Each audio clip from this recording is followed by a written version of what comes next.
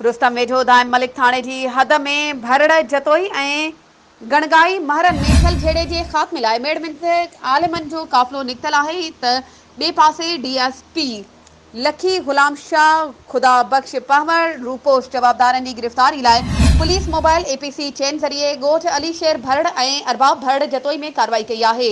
Police माल चोरी वारे मामले तां धुरियुनि में थियल फायरिंग में क़त्ल थियल नौजवान एजाज महर जे क़त्ल ऐं छेड़छाड़ जे केसनि में घुर्बल जवाबदारनि जी गिरफ़्तारी लाइ कार्रवाई कई आहे। लखी तालके जी पुलिस DSP लखी गुलाम शाह खुदा बख्श पहवर जी अॻवानी में चढ़ाई करे घरनि में सर्च कयो ऐं पुलिस खे ईंदे ॾिसी जतोई बिरादरी जा माण्हू अॻवाट पंहिंजा घर ख़ाली करे फरार थी विया।